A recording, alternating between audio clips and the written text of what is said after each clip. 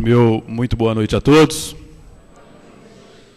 Hoje foi um pouquinho melhor o boa noite de vocês, né? A gente sempre faz questão de firmar que nós precisamos do entusiasmo da mensagem inicial do Renato Prieto. Então eu espero uma boa noite mais forte para a gente poder uma vibração melhor. Boa noite. Boa noite. Agora sim, brincadeiras à parte, mais uma vez Perdão. É um prazer muito grande estar aqui com vocês. Eu estou me recuperando de uma gripe, resfriado, tipo de final de verão. Então vou pedir perdão se às vezes a minha voz falhar, a gente tossir um pouquinho, tá? Mas é um prazer muito grande. Boa noite a vocês encarnados, aos amigos desencarnados que graças a Deus eu ainda não estou vendo, mas a gente vai chegar lá com todo mundo. Aos amigos que estão acompanhando a gente pela internet ou ao vivo no canal da FEB TV, né? Tem sempre que falar o Edu aqui, o outro colega. Qual é o seu nome, amigo? Luiz, estão sempre aqui fazendo esse trabalho, muita gente acompanha, né? E quem é o pessoal que também que estiver assistindo já gravado no YouTube. Brincadeiras à parte, meus votos de muita paz a todos. Nós vamos falar sobre o capítulo 25, Buscar e Achareis. E vamos ver o que a gente vai buscar e o que a gente vai achar. Para a gente poder chegar no ponto específico, eu vou me recorrer aqui de um clássico da literatura espírita chamado Paulo Estevam. Acredito que a maioria já conhece, já ouviu falar, ainda que não leu esse livro. Quem não teve oportunidade está perdendo tempo, tá? Ele é um pouquinho mais extenso, vamos dizer assim, um pouco mais grosso, a leitura um pouco mais demorada, mas vale a pena pelo conteúdo que tem, pela densidade que tem e que traz a gente para o Evangelho do nosso Senhor Jesus Cristo. Na primeira parte do livro Paulo Estevam, no capítulo 7, cujo título é As Primeiras Perseguições, acontece o encontro. Acontece o encontro de Gamaliel, que é um rabino judeu, respeitado no meio, e esses judeus estavam, de certa forma, incomodados com uma tal Casa do Caminho. Essa Casa do Caminho reunia Pedro, João e outros discípulos de Jesus, e eles começaram a praticar aquilo que Jesus tinha ensinado até pouco tempo atrás, antes do seu desencarne. E Gamaliel, ainda na condição de rabino, fiel cumpridor da lei judaica, vai visitar essa tal Casa do Caminho. E aqui eu vou entrar no livro, na narração de Emmanuel. Não dera ainda 10 passos em torno dos móveis singelos e limpos, quando estacou à frente de um velhinho de miserável aspecto.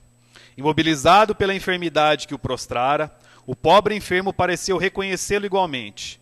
E o diálogo se travou sem preâmbulos. Aí diz Gamaliel: Samônio, tu aqui? Interrogou Gamaliel admirado. Pois será possível que abandonasse Cesareia? Ah, sóis vós, Senhor, respondeu o interpelado com uma lágrima no canto dos olhos. Ainda bem que um dos meus compatrícios e amigos chegou a observar minha grande miséria. O pranto embargou-lhe a voz, impedindo-o de continuar. Vou fazer uma pausa aqui só para recapitular. Gamaliel foi visitar a Casa do Caminho. Chegando lá, ele encontra um tradicional irmão, um tradicional judeu, conhecido no meio judaico. Continua a narrativa. Mas os teus filhos e os parentes, na posse de quem estão suas propriedades de Samária? Perguntava o velho mestre perplexo. Não chores. Deus sempre tem muito para nos dar. Decorrida a longa pausa, em que Samônio pareceu coordenar as ideias para explicar-se, conseguiu limpar as lágrimas e prosseguir. Ah, Senhor, como jovem meu corpo apodrecer entre os confortos de minha casa. Jeová, em sua sabedoria, reservava-me longas provanças. Denunciado como leproso, em vão solicitei socorro dos filhos que o Criador me concedeu na mocidade. Todos me abandonaram. Os familiares deram-se pressa em partir, deixando-me sozinho. Os amigos que se banqueteavam comigo em Cesareia fugiram sem que eu os pudesse ver. Fiquei só e desamparado. Mais uma pausa. Samônio reclama que quando foi detectado, foi diagnosticado, melhor dizendo, com lepra, que era uma doença terminal à época, ele foi abandonado pela família, pelos amigos, pelos irmãos do grupo religioso, o qual frequentava. E continua a história. Um dia, para a suprema desesperação da minha desdita, os executores da justiça procuraram-me para notificar a sentença cruel. Combinados entre si, A conselho da iniquidade, meus filhos destituíram-me de todos os bens. Assenhoraram-se de minhas posses e dos títulos em dinheiro, que representavam a esperança de uma velhice honesta. Se não bastasse Gamaliel estar com uma doença terminal, e ainda ficou pobre, sem recursos para poder ter condições de fazer o tratamento. A família abandonou ele, naquela época era possível, né? Entrou com um processo solicitando que tudo fosse tirado do pai. Por fim, e para cúmulo de sofrimentos, conduziram-me ao vale dos imundos, onde me abandonaram como se for um criminoso sentenciado à morte. Senti tanto abandono e tanta fome, experimentei tamanhas necessidades, talvez pela minha vida passada no trabalho e no conforto, que fugi do vale dos leprosos, fazendo longa jornada a pé, esperançoso de encontrar em Jerusalém as amizades valiosas de outrora. Ele foi abandonado como criminoso sentenciado à morte, no Vale dos Imundos, era onde eles colocavam quem tinha lepra. Sentiu fome e abandono, fugiu do vale a pé, correndo.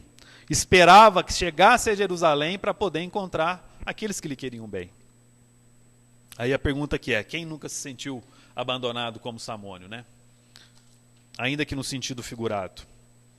Continua a narrativa. Ouvindo o relato doloroso, o velho mestre tinha os olhos úmidos. Conhecera Samônio nos dias mais felizes de sua vida. Homenageado em sua residência de passagem por Cesareia, espantava-se agora daquela angustiosa indigência.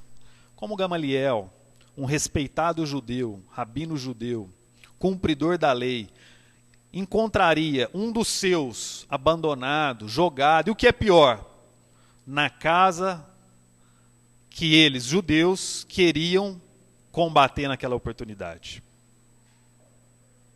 Continua a narrativa. Depois de pequeno interregno em que o doente procurava enxugar o suor e as lágrimas, com voz pausada continuou. Samônio falando agora. Empreendi a viagem, mas tudo conspirou contra mim. Em breve os pés chagados não podiam caminhar. Arrastava-me como podia, cheio de cansaço e sede. Quando um carroceiro humilde, apiedado, me colheu e trouxe a esta casa, onde a dor encontra um consolo fraternal. Ele foi acolhido por um nazareno e foi colocado na casa do caminho. Essa pequena introdução, essa pequena história faz a gente refletir acerca de quão bom vai a nossa vida ou de quão ruim ela vai.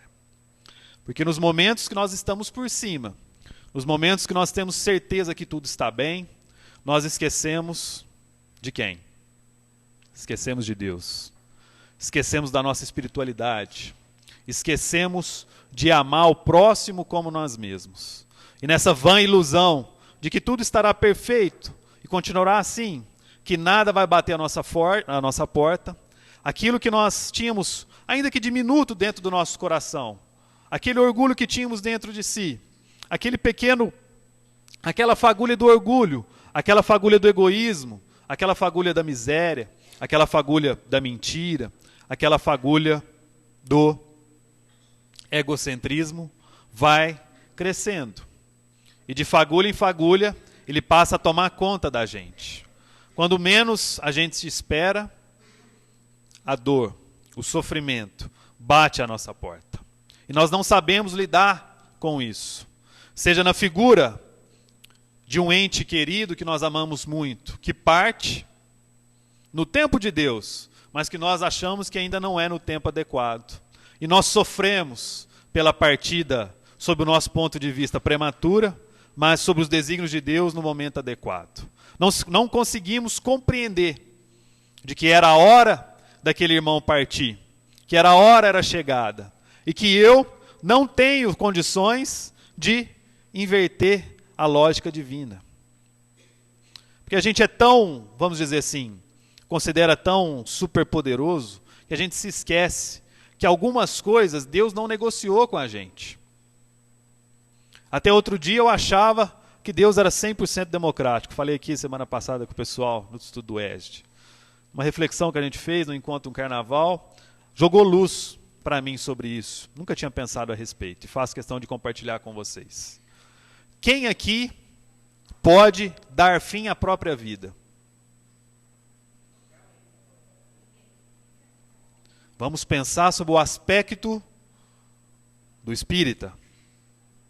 Vida é aquilo que nós estamos passando entre o berço e o túmulo, ou vida é aquilo que fez, que faz e que fará, que quando Deus nos criou, simples e ignorantes, e não nos levará à perfeição. E eu tenho condições de colocar fim, colocar cabo, interromper a minha atual existência. Mas a minha vida, Deus não permite que eu termine. É algo que está longe de mim. Que é outra oportunidade que nós não conseguimos negociar com Deus. Não adianta eu, Carlos, na minha ignorância, dizer, eu não quero ser perfeito. Eu não vou ser perfeito. Eu não. Eu abro mão.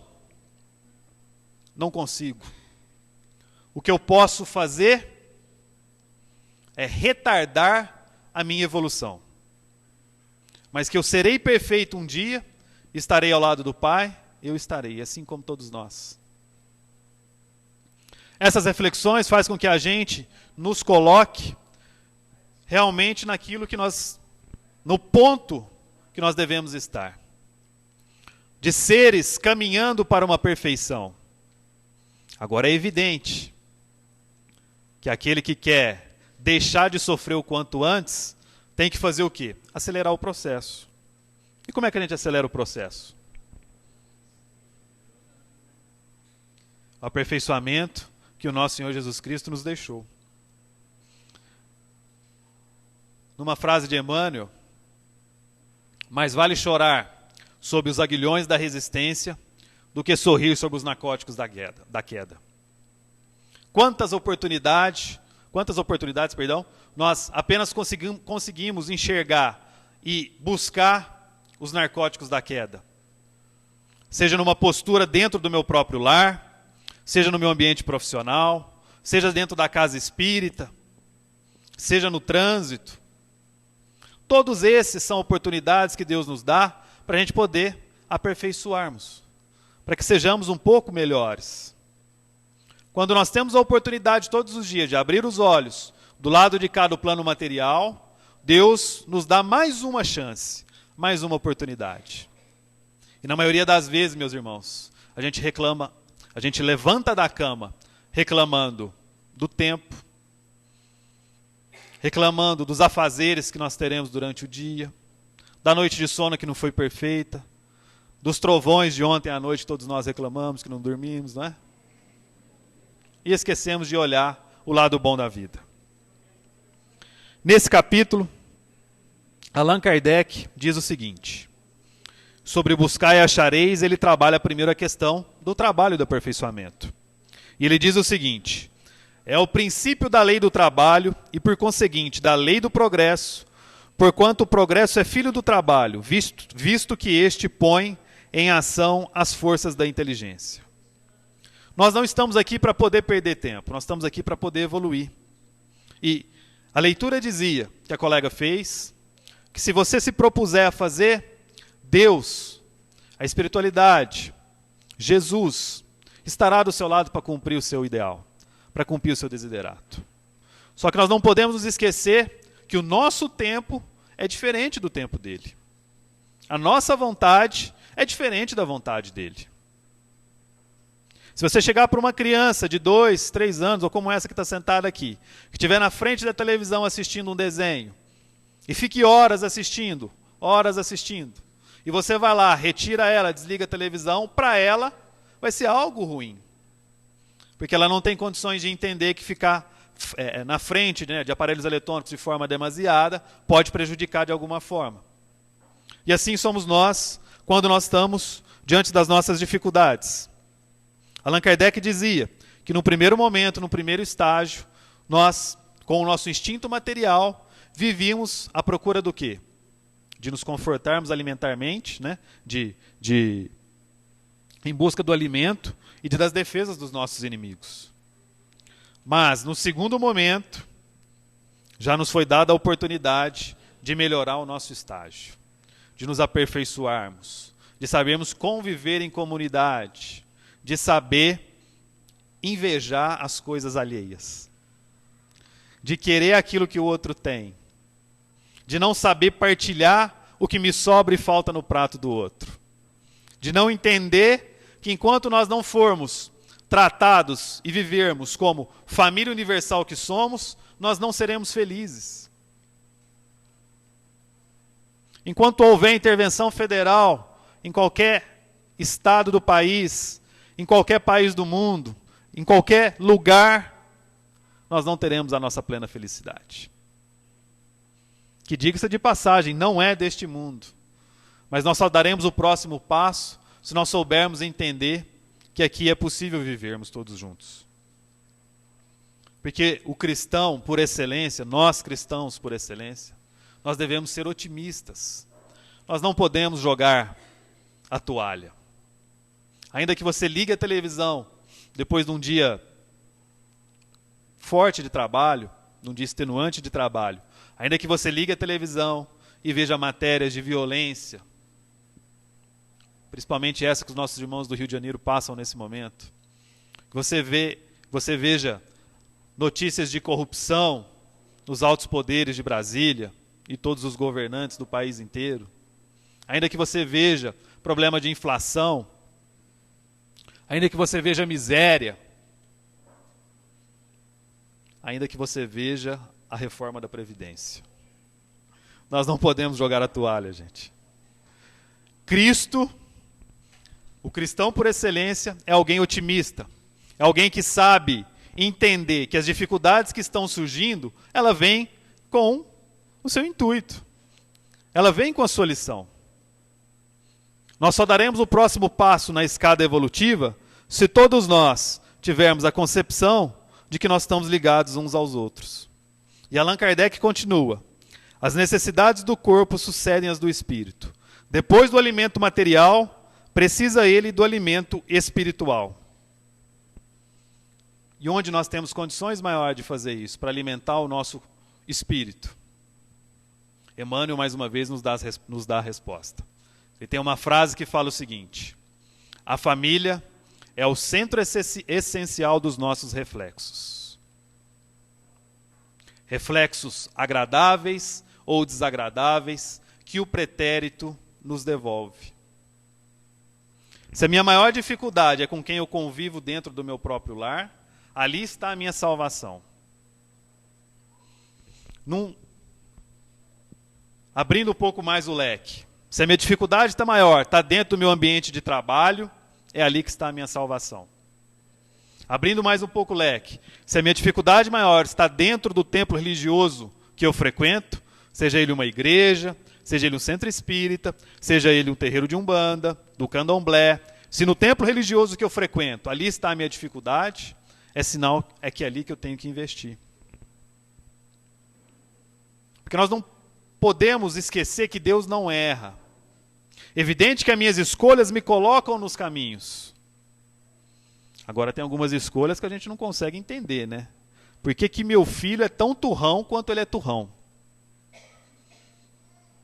Por que a minha filha, depois de criada com tanto amor, com tanto carinho, com tanto suor do meu rosto da minha esposa, resolve dizer agora que ela é homossexual?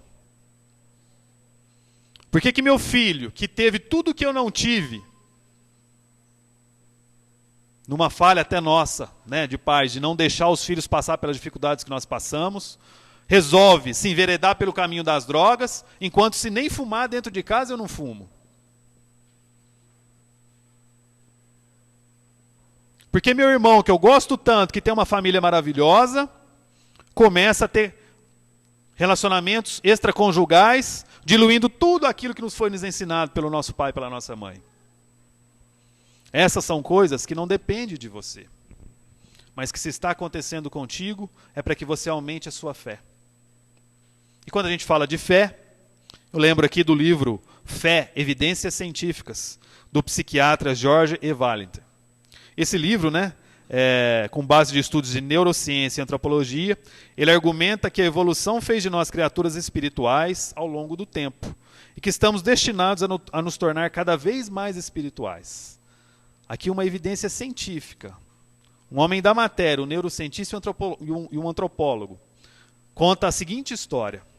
Certa vez, uma mãe viúva, com o único filho que tinha, o filho por volta dos 14 anos, estava passando pela rua, vem uma gangue, vem um grupo de criminosos, e um deles, sem mais nem menos, saca a arma e atira no filho dela. Sem entender o porquê, já viúva, filho único, o único tesouro que tinha na vida, ela entra em parafuso. E começa a pensar por que aquilo tinha acontecido com ela. Faz questão de acompanhar o processo criminal do começo ao fim. Vai em todas as audiências. Vai no dia do julgamento. Chegando no julgamento, faz questão de sentar na frente e assiste todo o julgamento. Ao final, o criminoso é condenado e ela assiste. Terminado o julgamento, ele passando por ela, ela levanta e fala para ele: você morreu para mim. E vai embora. Passado um determinado tempo, uns 2 meses, 3 meses, o rapaz, o criminoso, que não tinha família, que não tinha ninguém, que na vã ilusão de se afirmar naquele grupo de criminosos, para poder ocupar o espaço de respeito que eles acham, né? Através das barbaridades eles vão ganhando respeito entre eles, foi lá e praticou aquele crime, justamente na frente dos superiores, para poder ganhar espaço. Então ele não recebia visita de ninguém, era um esquecido no sistema carcerário. Passado 2 meses, ela vai visitar o criminoso. Ele se assusta, fica sem entender, e ela senta na frente dele, lá no parlatório, ele de um lado, ela do outro. Eles ficam se olhando, mas não trocam palavras no primeiro encontro. Passado mais um tempo, cerca de 2 meses mais uma vez, ela faz questão de visitá-lo novamente. E já começa a dialogar com ele. Começa a perguntar como é que vai, como é que vem, como é que estão as coisas, como é que tem passado, se está precisando de algo. No terceiro encontro já leva um quitute. No quarto encontro já começa a perguntar mais sobre a família dele, ele conta toda a história dele. E os encontros vão sendo mais frequentes entre a mãe da vítima e entre o criminoso. Passado um tempo, já na progressão da pena, ela pergunta a ele: possivelmente daqui 2 anos você vai sair daqui? O que você vai fazer da vida? Ele falou: não sei, não tenho expectativa nenhuma. Nunca estudei, nunca trabalhei em nada, não sei ofício nenhum. Passado mais encontros, ela oferece a ele: já daqui a alguns meses você vai sair. Se você não tiver para onde ir, você pode ir lá para minha casa. Eu tenho um quarto lá no fundo. Você pode ficar lá, não tem problema nenhum. E ele meio ressabiado, fala: aí ela está querendo armar para mim. E os encontros continuam, ela sempre visitando ele com frequência na cadeia, etc e tal. Até que um dia, ele sai, e ela recebe ele de braços abertos, leva ele para a casa dela, coloca ele lá no quarto que tinha prometido, e ele fica um tempo lá. E ela diz a ele: assim que você conseguir se estabelecer em outro local, você sai. Enquanto você não tiver condições, você pode ir ficando por aqui. E o rapaz foi ficando, e ela via que ele estava com muita dificuldade, e ela dizia para ele: não precisa ter pressa, quando der certo de você sair, você sai. Ele, intrigado, desde o primeiro momento, mas agora com coragem, pergunta a ela: eu preciso te perguntar algo. Por que você está fazendo tudo isso para mim, sendo que eu te tirei o seu maior tesouro? Ela disse para ele: não sei se você se lembra, mas quando no seu julgamento eu disse para mim, aliás, eu disse para você, que você tinha morrido. Quando eu disse aquilo, o criminoso que matou meu filho morreu e nasceu uma nova pessoa. Porque eu sei que se eu ficar lembrando, pensando, tentando trazer meu filho de volta, eu não vou conseguir ter. E se eu te der a oportunidade de te ajudar, você será uma nova pessoa. Está nesse livro registrado um exemplo máximo do perdão. E nós, dentro das nossas experiências diárias, seja elas quais forem, quantas vezes nós temos a oportunidade de dizer: você está morto para mim, mas no sentido de não, no sentido de desejar o mal, mas no sentido de enxergar o lado bom da pessoa. Porque esse exercício só é efetivo se nós praticarmos. Todas as vezes que eu olhar para o meu marido, em vez de eu enxergar as deficiências que ele tem, eu posso enxergar as virtudes. Da mesma forma, todas as vezes que eu olho para minha esposa, em vez de eu supervalorizar aquilo que me incomoda, eu posso resgatar nela aquilo que me conquistou. Allan Kardec continua. Como poderia, então, progredir a humanidade sem a pré-existência e a resistência da alma, voltando com o progresso que já realizou e adquirindo de cada vez alguma coisa a mais? A alma passa gradualmente da barbárie à civilização material e desta à civilização moral. Allan Kardec traz aqui a questão da reencarnação. Eu, na minha vã ignorância, não muito distante, imaginava que quando eu morresse, eu seria uma pessoa perfeita. Todas as dificuldades que eu carrego comigo neste momento, todos os defeitos, escorados no orgulho,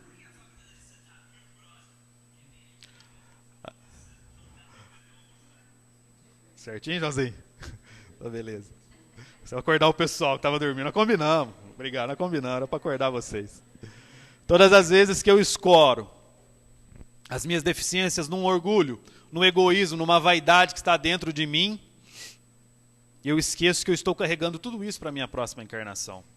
Para todas as próximas oportunidades que eu terei. Por isso que a gente não pode perder a oportunidade. Ah, mas isso é muito difícil, Carlos. Eu não consigo. São nas pequenas coisas que a gente vai se moldando. Certa vez, Chico Xavier foi convidado para pescar com os seus amigos. O pessoal que convivia com ele ali no grupo da prece, precisava pescar, vamos. O Chico não queria ir, porque ele não concordava com o ato de ferir o peixe, que ainda que por um lazer, que ainda por busca de alimentos, mas ele não fazia bem a ele, já carregando isso de, evidentemente, de reencarnações passadas, ele era contra a pesca. Mas ele não falava isso para os seus amigos, porque ele sentia que o pessoal gostava muito.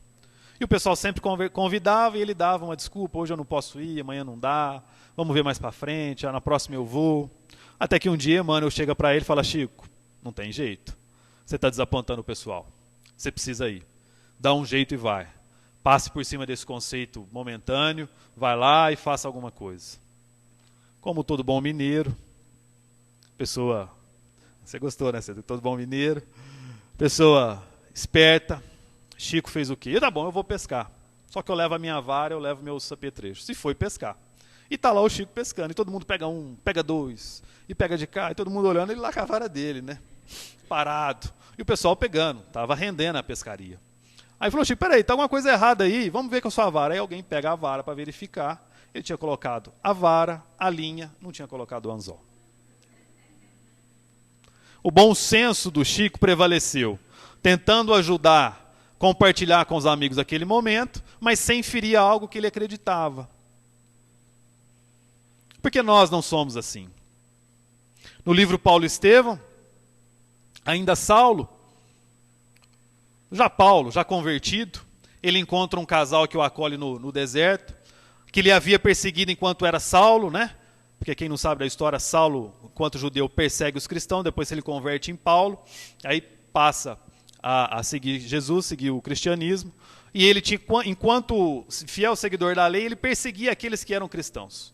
Matava, mandava condenar, empregava castigos, chicoteava, e eis que ele encontra, depois já convertido no deserto de Damasco, ele encontra um casal. E eles começam, sem saber que ele era Saulo, porque ele tinha envelhecido, barba crescida, etc e tal, outra aparência, eles diziam, nossa, porque o Saulo fez muita coisa com a gente. Fez isso, fez aquilo, e ele, Saulo, né, já na condição de Paulo, ouvindo aquilo tudo, e com muito tato, com muito jeito, deixando eles falarem, deixando eles desabafarem, quer dizer, não falou num primeiro momento, não afugentou, não assustou eles, e com muito jeitinho, depois de ter ganhado a confiança e ter mostrado que ele era um novo homem, revela a eles, todo esse ser, esse mau ser que vocês dizem que é Saulo, está na frente de vocês que sou eu. Só que o problema é que nós, nas nossas dificuldades, nós não temos a paciência de esperar o momento certo para falar. Nós não temos a sabedoria de ouvir e falar somente quando for necessário. Nós ficamos entre resolver a questão de agora ou não resolver nunca mais. Esquecendo que nós somos espíritos sem possibilidade de renunciar à nossa própria vida, que nós teremos outras oportunidades para engrandecer.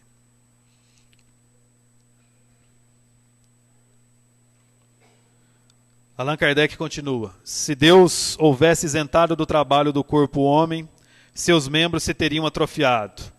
Por isso é que ele fez do trabalho uma necessidade. Dessa maneira, serás filho das tuas obras, terás delas o mérito e serás recompensado de acordo com o que hajas feito. Trabalhar é aproveitar a oportunidade da encarnação. Nós não podemos renunciar àquilo que Deus nos deu. Todas as vezes que eu renuncio à oportunidade que eu tenho do crescimento, eu estou dizendo não a Deus.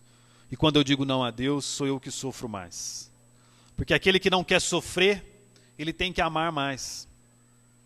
O amor para o espiritismo, para a doutrina espírita, é sinônimo do quê? É sinônimo de remédio, é sinônimo de cura. E no grupo que a gente estuda aos sábados, a cura espiritual, já ficou muito claro para mim. Quando surge a oportunidade de a pessoa ser abençoada, a palavra é essa para mim, ser abençoada com uma doença terminal, ele tem que refletir muito acerca daquilo que está acontecendo com ele. Por que aquilo surgiu para ele e não surgiu para o vizinho? Não surgiu para a esposa, não surgiu para o marido? Que a gente esquece de fazer a nossa ligação com o quê? Com as nossas encarnações passadas. Quando eu paro o carro lá no Pedrocão, vou assistir o jogo de basquete, quando eu retorno, o meu carro está com o vidro quebrado. Do lado não está, o outro não está. Por que justamente o meu? Encarnações passadas.